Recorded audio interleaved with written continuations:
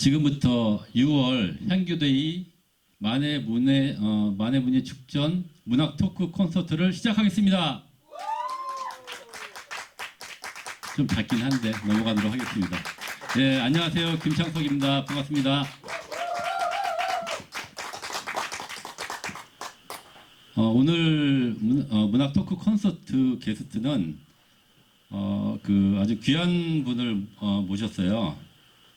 오민석 작가님이신데 워낙 타이틀이 여러 개이셔가지고 하나를 통칭하기가 좀 힘든 그런 분이세요.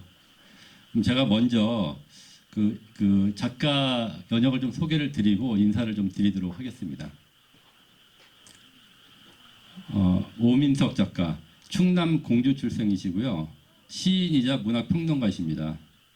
단국대학교 영미인문학과 교수로 문학이론, 현대사상, 대중문화론 등을 가르치고 있습니다. 1990년 월간 한길문학 창간기념 신인상에 당선되어 시인으로 등단하셨으며 1993년 동아일보 신춘문예에 문학평론이 당선되며 평론 활동을 시작하셨습니다.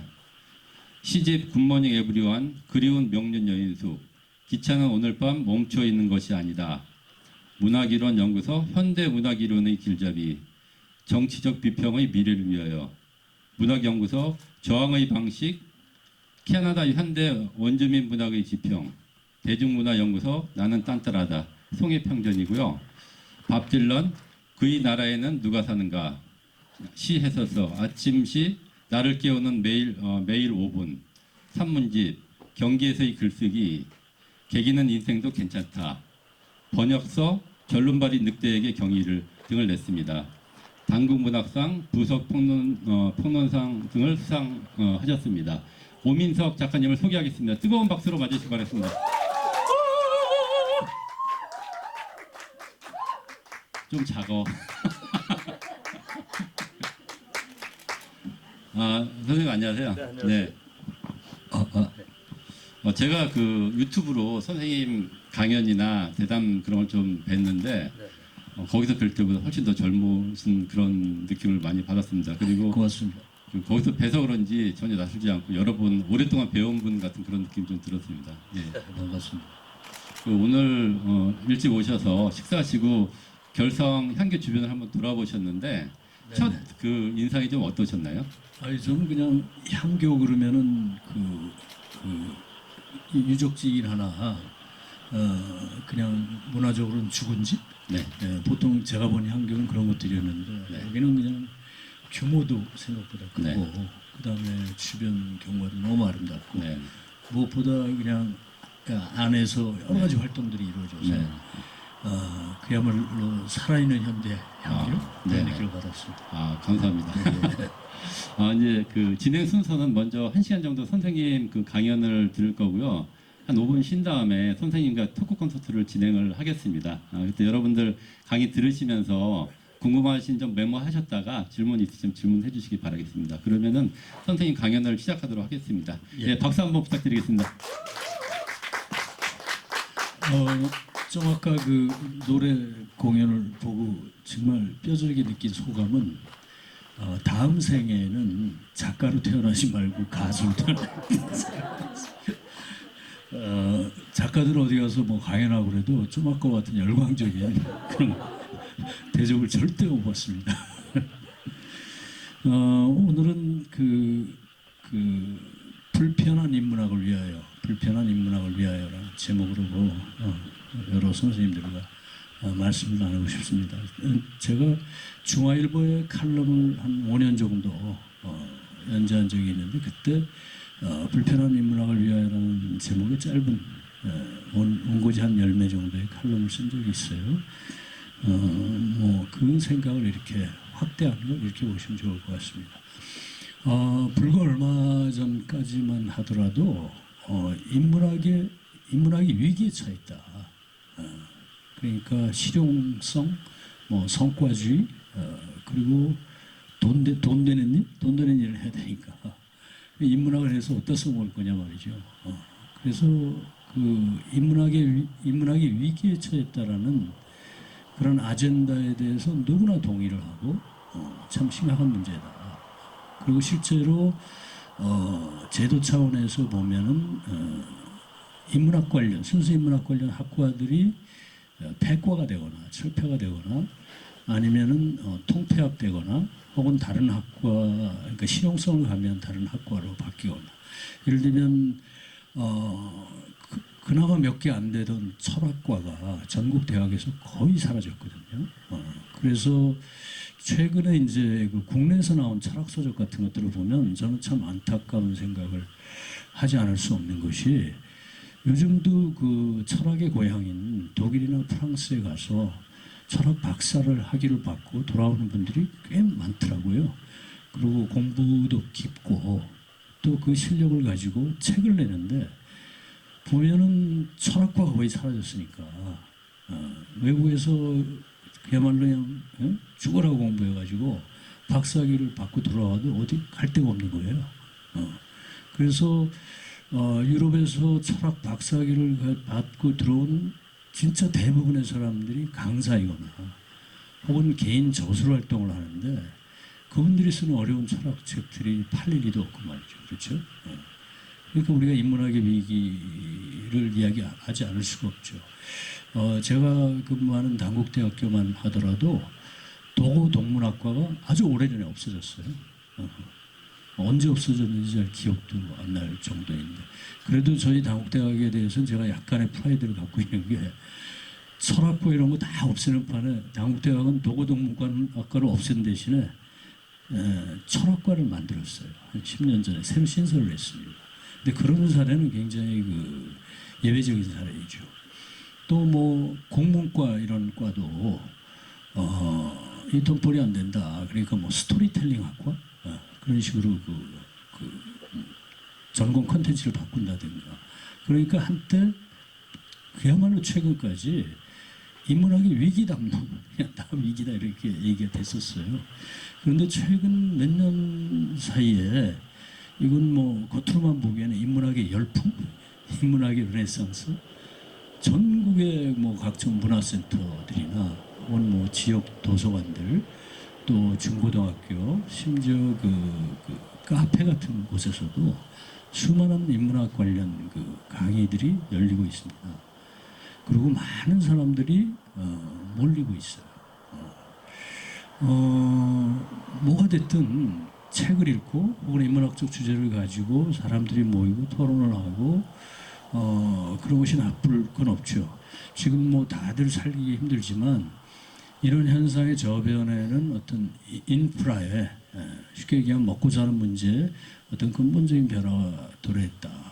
가령 먹고 살기 너무 바쁘면 누가 도서관에 가서 그런 강의를 듣고 누가 북카페에 가서 그런 시간을 갖겠어요? 다 어렵다고 그래도 옛날 같은 보릿고개는 이제 지나갔고 이제 먹고 사는 문제가 일차적으로 해결이 되니까 그 다음에 뭐 넓은 의미의 교양 이런 것들에 대한 문화적 욕구들이 있고 그 수요에 대한 이제 여러 가지 그 대안들이 이렇게 나오고 그러는 것 같아요. 저는 이제 오늘 드릴 질문은 인문학이라는 게 인문학 열풍과 더불어서 또 하나 새로운 현상이 있어요.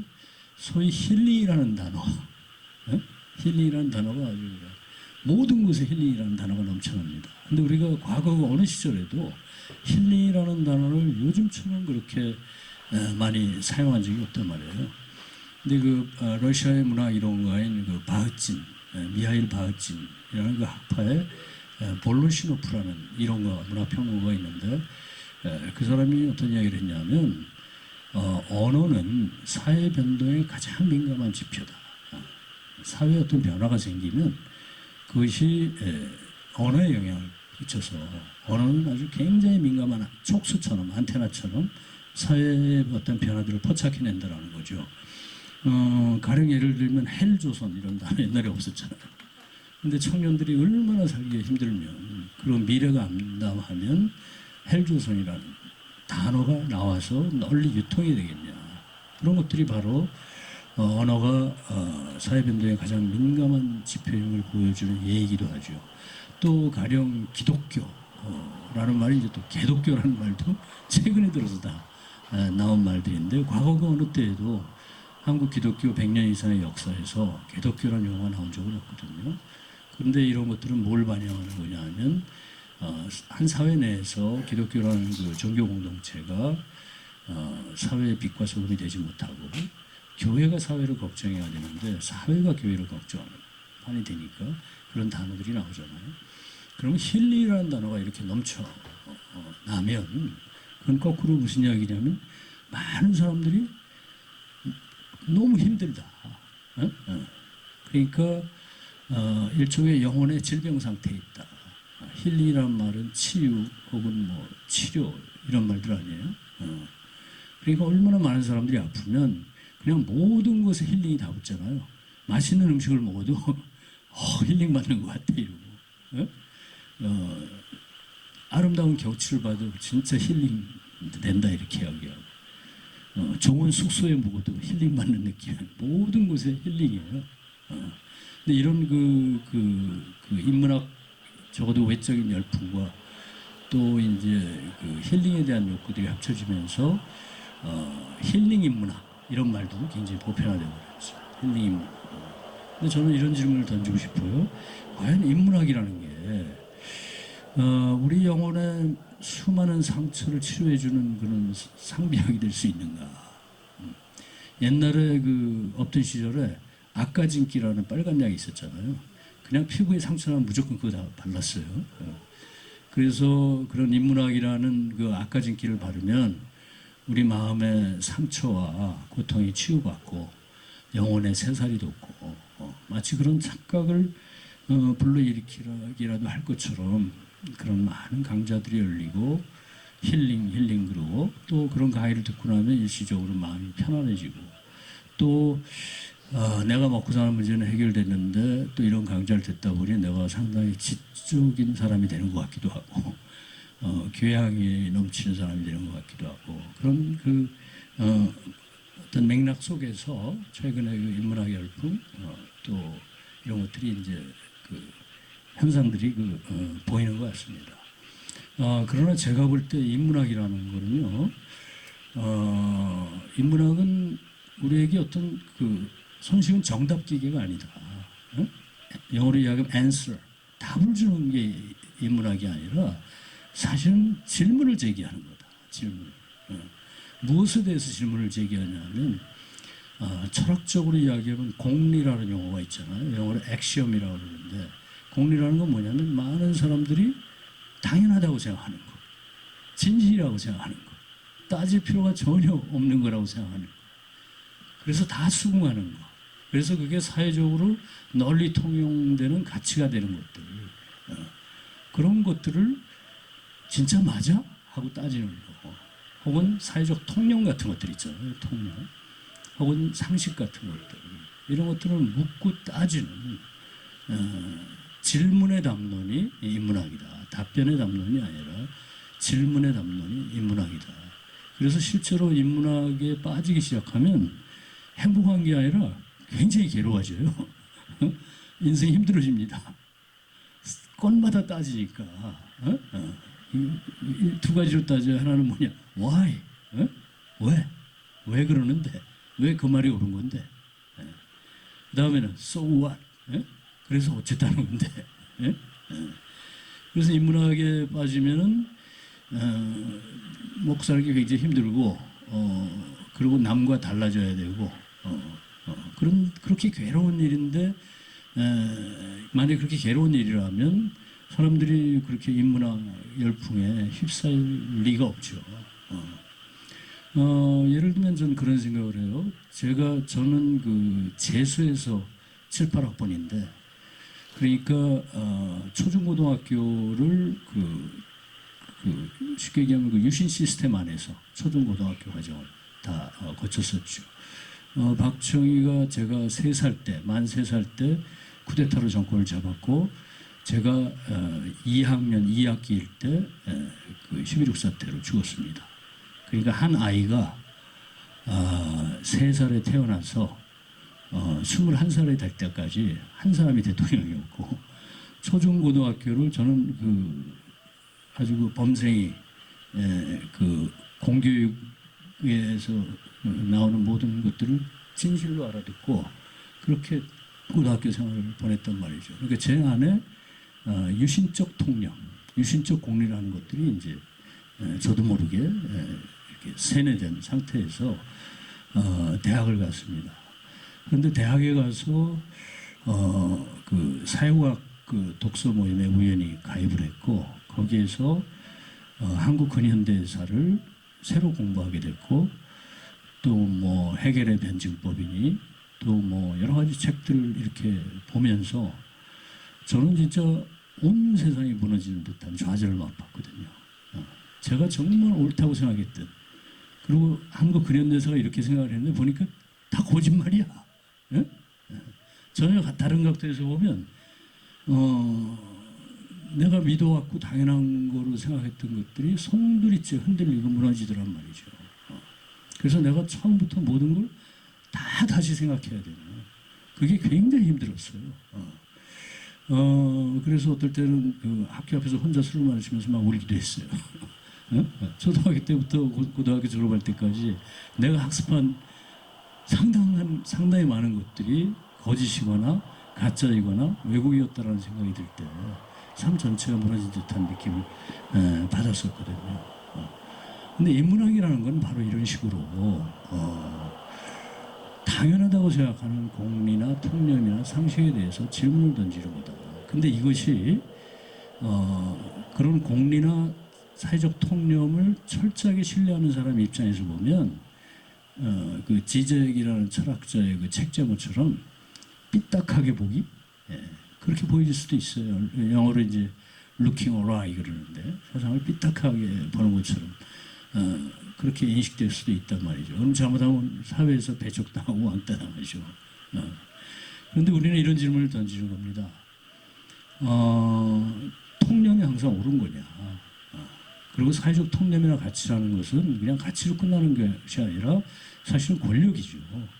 그걸 따라가면 정상이고 그걸 따라가지 않으면 비정상 취급을 받기 때문에 가령 미셸 푸코 같은 그 프랑스의 철학자는 고대로부터 근대에 이르는 그 감옥과 정신병동의 역사를 실증적으로 연구해서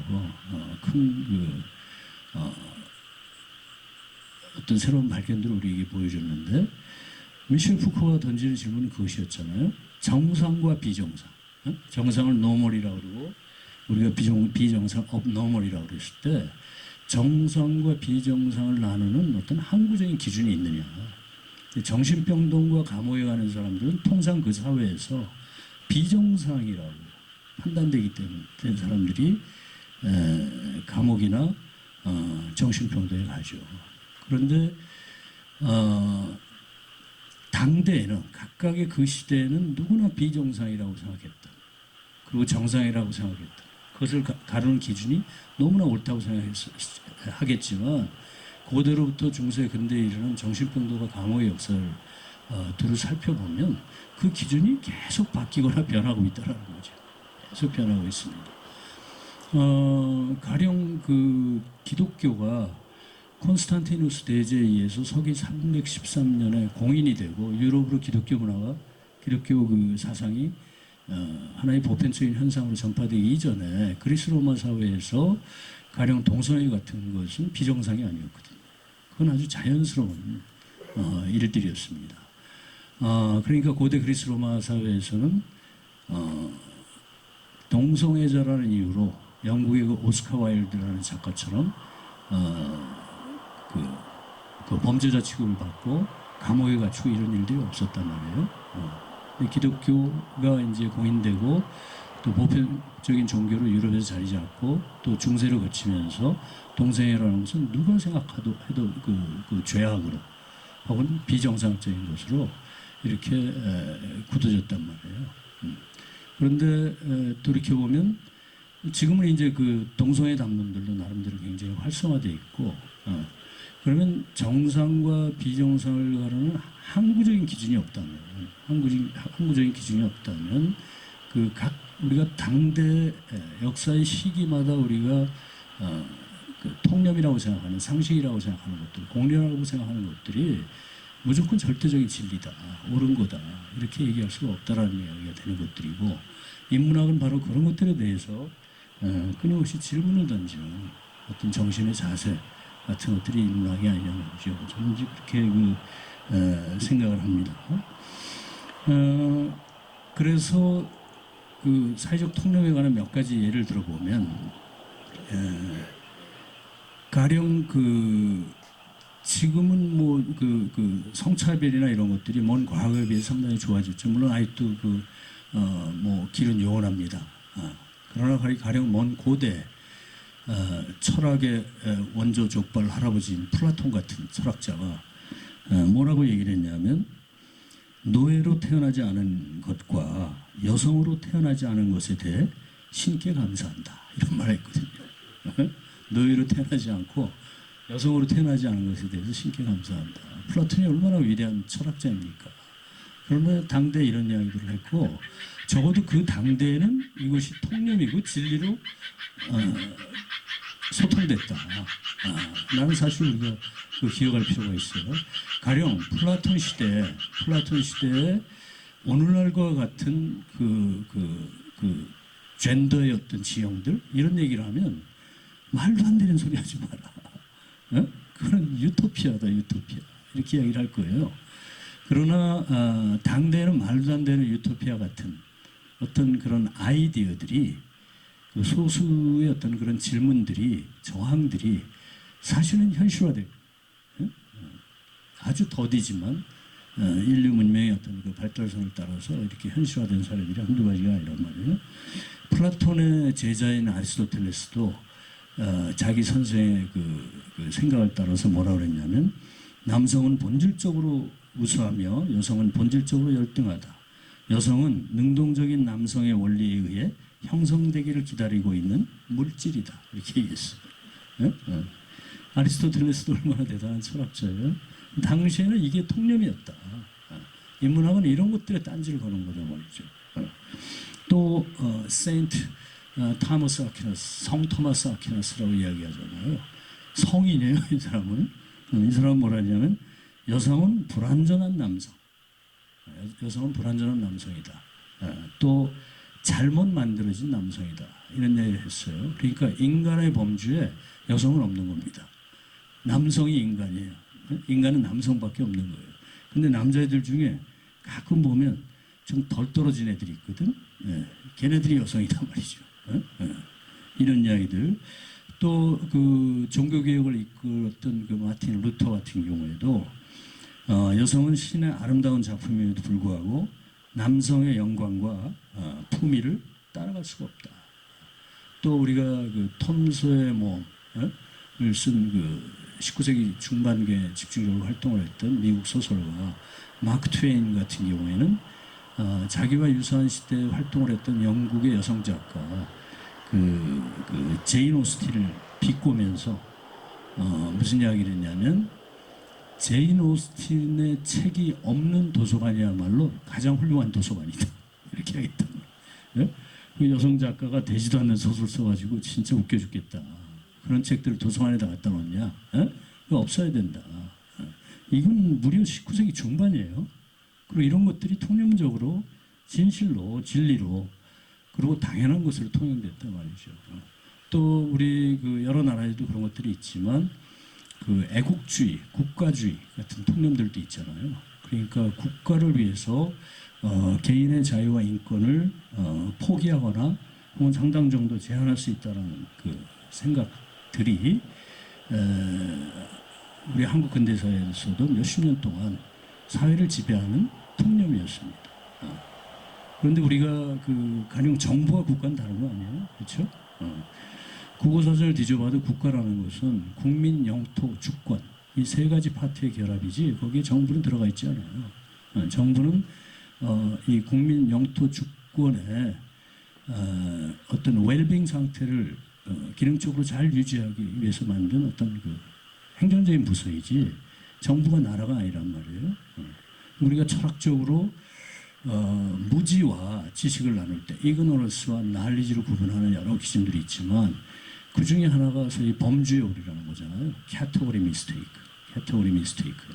정부와 국가의 범주를 혼동하는 거고, 국가주의와 애국주의의 이데올로기를 다수 국민들에게 세뇌시켰던 독재 정권들은 국가와 정부를 동일시하는 그런 담론들을 유포시켰고 압도적 다수의 국민들이 그 이야기에 동조했습니다. 그렇죠? 근데 국가와 정부는 엄연히 다른 것이기 때문에 만약에 나쁜 정부가 있다고 쳐요. 어떤 의미로 나쁜 정부가 있으면 그 정부에 저항하는 것이 사실은 애국제인 거죠. 그런데 국가와 정부를 동일시해 그 범죄의 오래를 저질러서 그럼 어떻게 되죠? 정부에 저항하는 모든 것들은 반국가적인 행동이 되죠. 그래서 나쁜 정부에 저항하는 수많은 그 사람들이 반국가 사범으로 몰려서 감옥에 갔단 말이에요. 제 또래 그 사람들이 7, 80년대를 회상하면서 많은 그런 얘기를 많이 해요. 아, 우리 때 맨날 데모하고 다니고 말이야. 독재 정권과 싸웠다. 천만의 말씀이에요. 제가 돌이켜보면 그 당시에도 독재 정권에 저항하고 자기 몸을 던져서 민주주의를 위해서 싸웠던 사람들은 항상 극소수였습니다. 항상 극소수였어요.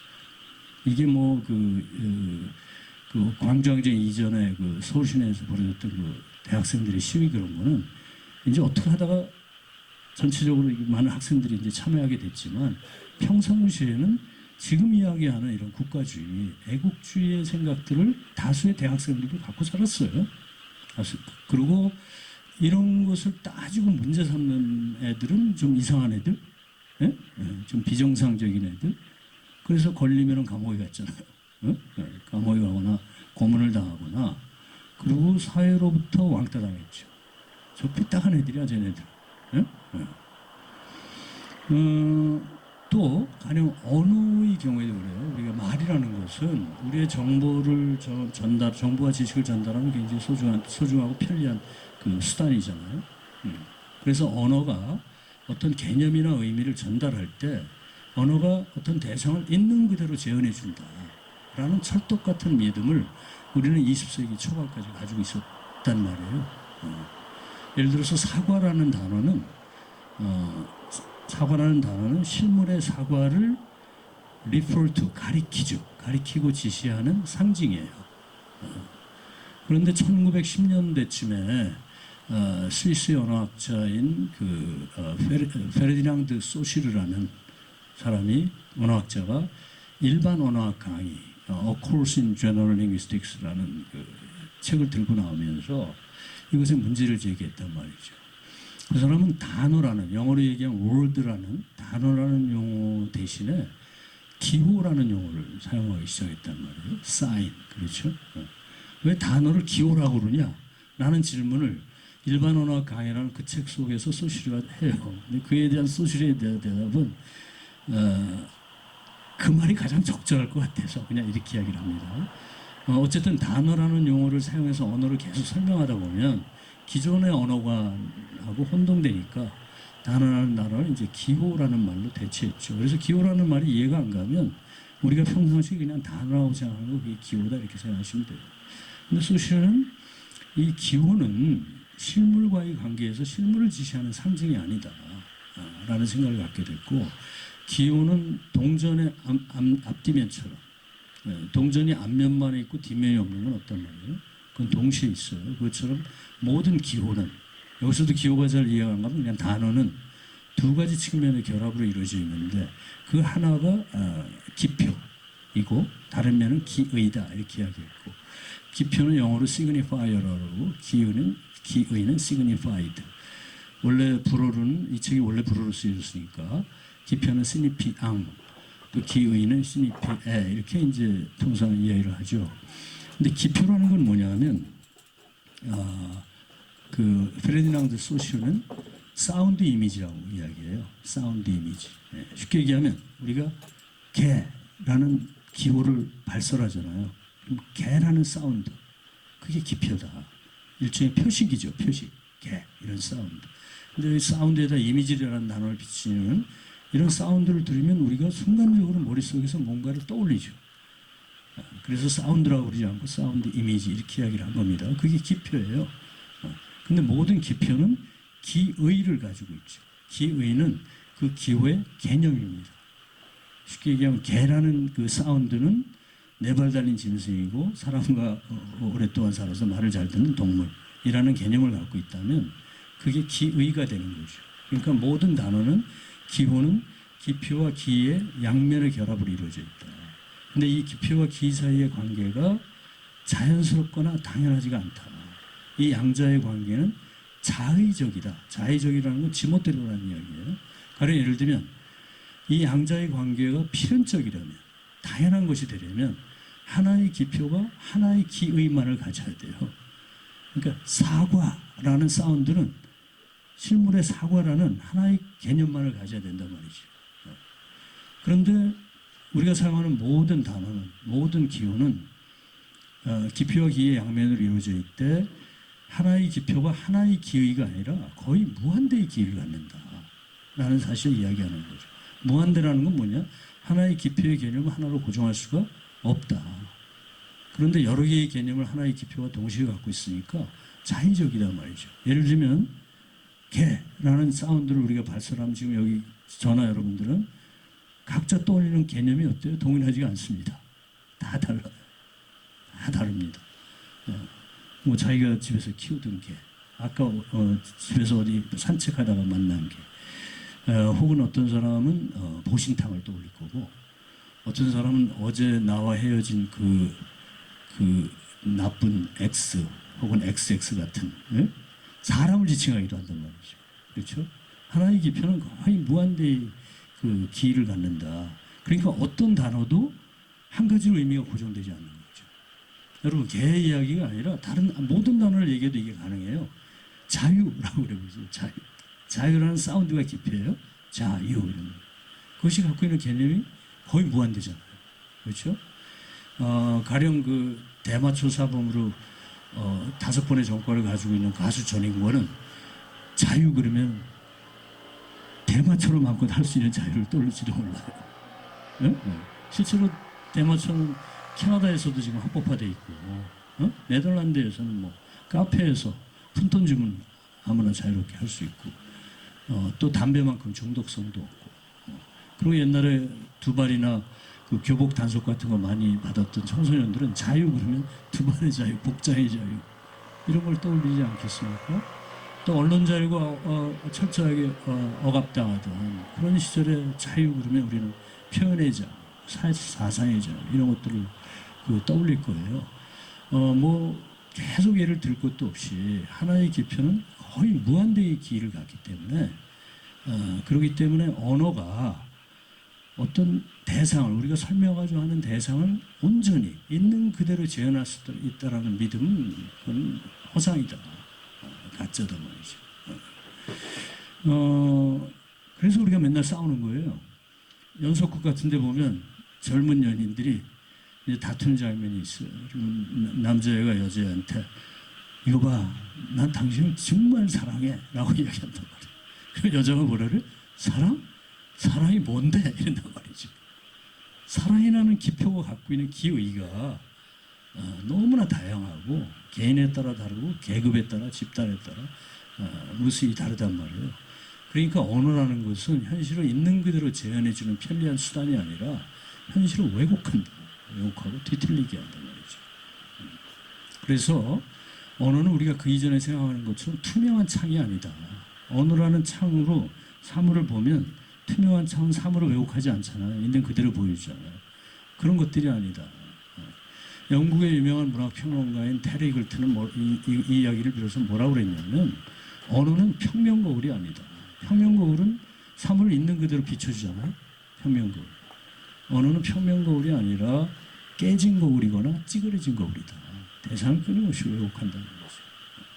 사실 이게 20세기, 그러니까 1910년대 이후에 유럽에서 나온 새로운 언어관들인데 이런 것들이 지금 현대 철학에서는 거의 일반화돼. 언어를 과거처럼 그렇게 간단하게 대상을 있는 그대로 재현해주는 왜곡하지 않고 이렇게 생각하는 사람 하나도 없어요. 그런 생각을 갖고 있으면 아니 소시르도 몰라? 그 구조주의 언학을 모르냐? 그렇게 이제 얘기가 되는 거죠. 약간 곁다리로 이야기하면 노자의 도덕경의 그 첫 번째 문장 도가도이 비상도 이런 말이 있어요.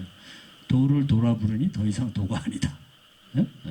앞에 도는 언어화되기 이전의 도죠. 그렇죠? 이제 그 동양 소설이 도라는 건 서양에서 치면 대문자 진리 정도로 이야기를 될 것 같아요. 절대적인 진리. 도가 도를 알았어요. 근데 이걸 도라 부르면 말로 설명을 해. 언어의 옷을 입혀놓으니까 이미 도가 아닌 거예요. 그때 이 언어는 이렇게 사물을 왜곡하고 뒤틀리는 깨진 거울이나 찌그러진 거울의 기능을 하는 것들이죠. 그래서 매체로서의 언어에 대한 불신들이 20세기 초반 이후 지금까지 그 철학자들이나 문화이론가들이나 사상가들을 지배하는 일반적인 그 생각이 됐습니다. 이런 것도 그 언어를 편리하고 사물을 있는 그대로 재현해주는 수단이라는 통념을 의심하고 따지고 도전하지 않으면 언어에 대한 이런 생각들을 우리가 가질 수가 없겠죠. 그렇죠? 우리가 또 그 니체의 그 도덕의 계보학이라는 그 책을 보면, 니체의 도덕의 계보학이라는 책을 보면, 얘가 지금 빨리 끝내 이러는 것 같아요. 도덕의 계보학이라는 책을 보면 니체가 뭐라고 얘기했냐면, 좋은 것과 나쁜 것의 기준, 그러니까 굿과 배드, 뭐가 좋다, 좋은 것, 굿 앤 배드예요. 좋은 것과 나쁜 것의 기준은 지배계급이 결정하는 거다. 무엇이 좋고 나쁘다라는 건 지배계급이 결정합니다. 그러니까 니체 이전의 18세기까지를 보면 인구상으로는 소수인 귀족들이 한 사회의 좋음과 나쁨의 어떤 기준들을 결정하고, 그것이 귀족이 아닌 99%의 평민들이나 뭐 농노들이나 이런 다수의 사람들에게까지도 진리로 통용된단 말이죠. 이건 이미 미셸 푸코가 담론과 권력이라는 그 주제에서 이미 이야기를 한 거죠. 담론이 언어라면 어떤 담론이 진리인가 비진리인가를 가르는 것은 권력관계가 결정하는 거다. 권력관계. 그러니까 모든 동서의 담론이 진리가 아니거나 비정상인 이유는 그 담론이 통용되는 커뮤니티에서 파워를 갖고 있는 자가 이성애자이기 때문에. 그러니까 그것과 반대되는 것들은 전부 비진리거나 비정상으로 통용될 수밖에 없다는 거죠. 그러니까 영속적인 진리라는 거는 없고 항상 상대적인 거고. 또 이런 말을 했어요. 그 도덕의 계보학에서 좀 더 높은 지배 종족이 좀 더 하위의 종족, 즉 하층민에게 가지고 있는 지속적이고 지배적인 전체 감정과 그 근본 감정, 이런 것들이 좋음과 나쁨이라는 대립의 기원이다. 니체가 그런 이야기를 한단 말이에요. 그러니까 무엇이 옳고 그르고 뭐가 정상이고 비정상이고, 이것은 권력을 가지고 있는 사람들이 통념이라는 걸 결정을 하고, 그 통념이 권력에서 소외되거나 주변화되어 있거나 권력 근처에도 없는 다른 다수의 사람들에게까지도 통념으로 진리로 이렇게 통용되는 거단 말이죠. 그래서 우리가 따져야 된다는 거죠. 그렇죠? 이 사회의 좋은 것 나쁜 것의 가치 기준은 우리가 결정한 게 아니란 말이에요. 시스템이 결정한 거고, 우리는 그걸 따라야 되고, 그걸 따르지 않으면 비정상으로 취급받고 삐딱하네, 이상한 녀석, 이렇게 취급받는 거란 말이죠. 이런 것들 때문에 프랑스의 그 철학자인 알랭 바디유라는 철학자가 있잖아요. 알랭 바디유는 철학의 목표가 뭐냐? 철학의 목표가 뭐냐? 했더니 알랭 바디유는 뭐랬냐면, 철학의 목표는 젊은이들을 타락시키는 거다. 이렇게 이야기했습니다. 젊은이들을 타락시킨다는 게 뭔 말이냐? 알랭 바디유가 이야기한 바에 의하면 기존의 의견들에 대한 맹목적인 복종을 전적으로 거부할 가능성을 가르치는 것. 여기서 보세요. 기존의 의견들에 대한 거였어요. 기존의 의견이 뭐죠? 아까 얘기한 공리, 통념, 상식, 이런 것들이에요. 그런 것들에 대한 맹목적인 복종을 거부할 수 있는 가능성을 가리키는 게 철학의 목표이고, 그게 젊은이들을 타락시키는 거다. 그러니까 여기서 타락이라는 용어는 굉장히 역설적으로 사용하고 있죠. 그렇죠? 이 타락이란 말은 기존의 의견들, 즉 공리나 통념을 영속적인 진리라고 생각하는 사람 입장에서 보면 이게 타락인 거죠.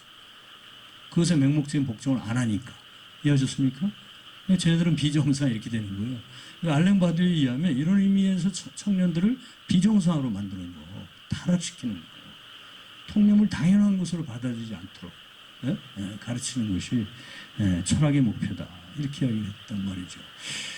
소크라테스도 이제 그 죽임을 당했는데 죄목이 크게 두 가지였잖아요. 첫째는 젊은이들을 타락시켰다고요. 소크라테스. 알랭바디유가 이야기한 타락과 똑같아요. 소크라테스의 철학은 끊임없는 질문이었잖아요. 그죠? 계속 질문이에요.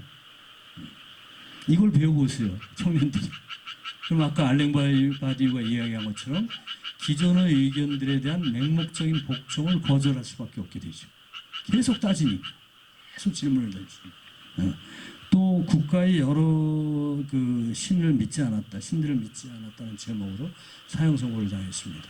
여기서 소크라테스가 국가의 여러 신을 믿지 않았다는 것은 그리스의 신전에 있는 그 신들을 믿지 않았다라는 의미도 있지만 당대 그리스 사회의 통념들을 따르지 않았다라는 그 이유로 그러니까 사회의 지배적인 원리에 대해서 계속 질문을 던지고 따지고 이것은 시스템에 대한 중대한 위협이고 도전이거든요. 그러니까 소실의 철학도 보면 알랭바디유가 이야기한 바 젊은이를 타락시키는 것 이런 것과 크게 다르지 않는 걸 우리가 알 수가 있고 이런 그 예들보다 더 재밌는 예는 2007년에 하버드 대학에서 나온 그 리버럴 에듀케이션의 목표. 이것은 여러분 지금 그 온라인에 들어가서 하버드 대학 홈페이지에 들어가서 그 찾아보면 나와요. 그걸 제가 우리말로 옮겨놓은 겁니다. 왜 하버드 대학 예를 드냐면 하버드 그럼 세계 최고 대학이고 하버드가 뭐 하면 그냥 다 잘하는 것 같잖아. 근데 하버드 대학은 그 대학 교육의 이념이 우리로 치면 교양 교육이고 영어로 얘기하면 리버럴 에듀케이션이고 전문적인 공부는 대학원에서 하는 거고 학부의 목적은 종합적인 의미의 교양을 기르는 거죠. 근데 제가 교양교육이라고 번역을 하지 않고 그냥 리버럴 에듀케이션이라고 하는 이유는 우리나라에서는 교양교육에 이 교양이라는 말이 너무 왜곡돼 있어요. 대학에서도 교양 과목은 뭐죠? 대충 때우는 과목들. 예? 듣기 싫으나 그걸 이수하지 않으면 졸업이 안 되니까 대충 때우는 과목이라고 생각들을 해요. 근데 하버드 대학에서 이야기하는 리버럴 에듀케이션은 제가 지금까지 이야기한 어떤 인문학적 성찰의 능력들 그런 라직을 훈련하는 것들 이런 것들이죠. 그래서 하버드 대학 홈페이지에 들어가면 2007년에 하버드 대학이 발표한 하버드의 그 리버럴 에듀케이션이 무엇이고 목적이 무엇이다를 기술해 놓은 긴 문장이 있어요. 그 중에 제가 한 대목을 보면 하버드 대학의 리버럴 에듀케이션의 목표는 보세요. 추정된 사실들을 동요시키고 추정된 사실들이 뭐죠? 공리, 통념, 상식 이런 것들이에요.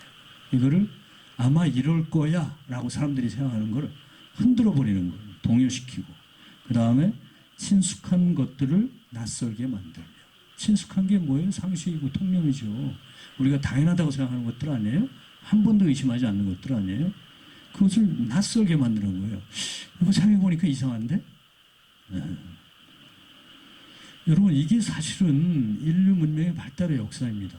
제가 어렸을 때 우리 아버지 세대는 집안에서 열받으면 밥상을 엎는다든가 밖에서 친구랑 술 마시다가 땡기면 마누라한테 허락도 안 받고 아무 때나 친구를 집으로 끌고 들어와서 술상 차리라고 땡깡을 놓는다든가 그런 게 자연스럽고 지당한 것이었어요. 플라톤이 내가 노예나 여자로 안 태어난 걸 진짜 신께 감사한다는 게 당연한 진리로 통연된 것처럼.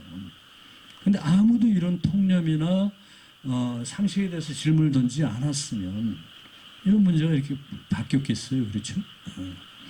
그러니까 추정된 사실을 동요시키고 친숙한 것들을 낯설게 만들며 그 다음에 겉으로 그럴싸하게 보이는 것들의 아래와 배후에서 일어나는 것들을 드러내고 여기서도 겉으로 그럴싸하게 보이는 것들 그게 사회적 통념이고 공리고 이런 것들이잖아요.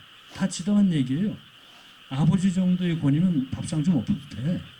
그건 누가 뭐라고 안 그랬다고요.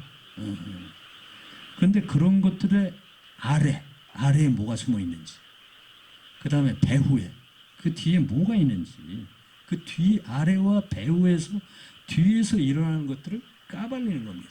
드러낸다는 거죠. 이렇게 하면 젊은이들의 방향각 그래서 젊은이들의 방향각을 혼란시켜 그럼 애들이 엄청 혼란스럽잖아요. 다 무너지는 거예요. 아까 제가 대학에 들어가가지고 고등학교 때까지 그 정말 얌전하게 순응하면서 받았던 모든 교육들 이런 것들이 근저에서 흔들리는 것처럼 그런 것들을 흔들어 놓고 까발리고 낯설게 만들고 동요시키고 그래서 청년들로 하여금 방향 감각을 혼란시켜 놓은 상태에서 스스로 다시 방향을 잡을 수 있는 방법을 찾도록 도와주는 것. 네? 네.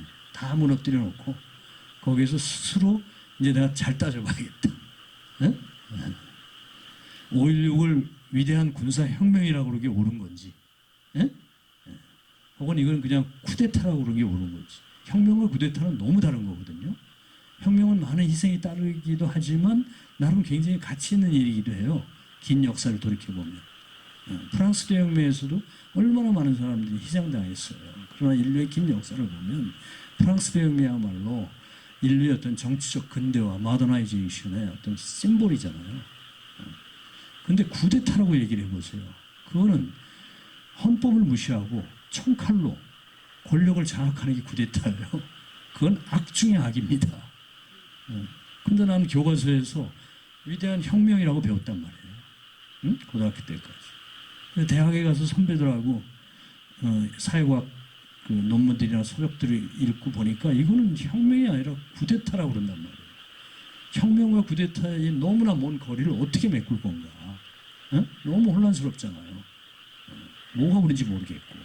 그러니까 어떻게 해요? 찾아가는 거죠. 일단 혁명이 뭔지를 찾아봐. 책을 통해서. 쿠데타가 뭔지를 찾아봐요. 그리고 5.16의 전 과정들을 읽어보는 거예요. 아, 그랬더니 이건 쿠데타구나. 좋은 게 아니구나. 그럼 그 이념에서 나온 유신이들에게 많은 것들도 이제 의문의 대상이 되겠죠. 왜 그랬을까? 우리는 애국주의, 국가주의 열풍에 젖어가지고 그냥 애국 그러면 그냥 모든 걸 다 던져도 되는 거야. 날 다 포기하고. 근데 그런 걸 딴지거는 놈들이 있어? 이상한 놈들이지. 그건 반국가 사범이야. 그건 너무 당연한 거였단 말이에요. 이것이 지금 얘기한 이런 것들이 그 하버드 대학의 그 리버럴 에듀케이션의 목표였는데 이것이 알랭 바디우가 이야기한 철학의 목표가 젊은이들을 타락시키는 거고 그 다음에 소크라테스의 죄목이 현대 하버드 대학의 교양교육의 목표예요. 따지고 보면 이런 작업을 하는 게 인문학이다. 그러니 인문학이라는 게 얼마나 그 불편한 거야 말이죠. 통념을 저버리면 소수자가 됩니다. 마이너리티가 돼. 군부 독재 시대에 그 독재에 저항하는 사람은 항상 소수였어요. 그런데 그 통념이 잘못됐다라는 게 수십 년의 세월을 통해서 밝혀졌죠. 그래서 지금은 누구도 먼 과거의 군부 독재 시절로 어떤 독재자와도 이제 돌아가지 못해요.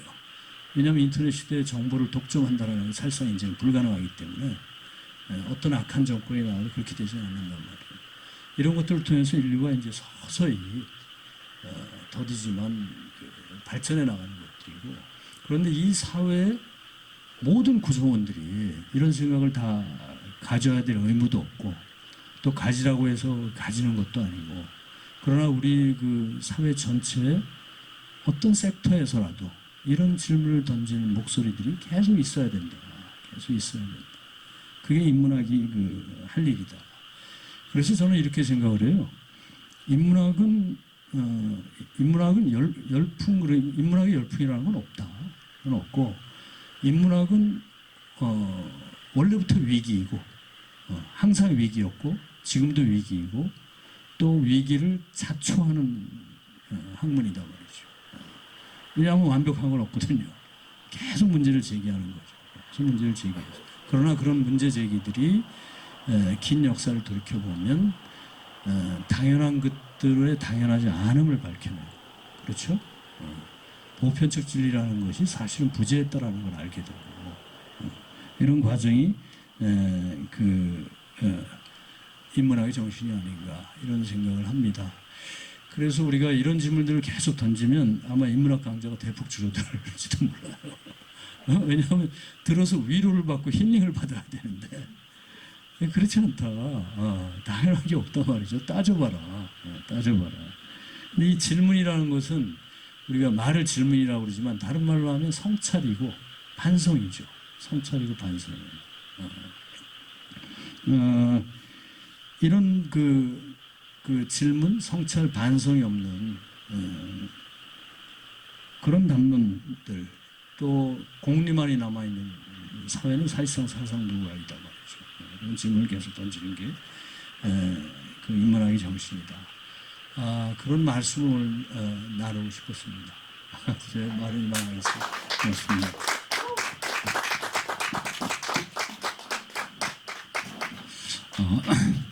예, 감사합니다. 그 강의를 쭉 들으면서 그 철학에 대한 말씀을 많이 하시고 그 철학의 역할에 대해서도 그 말씀을 아주 중요한 말씀을 해주신 것 같습니다. 좀 어렵다고 느껴진 말씀이긴 했지만 굉장히 좀 그 메시지가 있는 그런 그 강연이었다고 생각을 합니다. 한 5분 정도 화장실 다녀오시고요. 5분 후에 바로 시작하도록 하겠습니다. 네.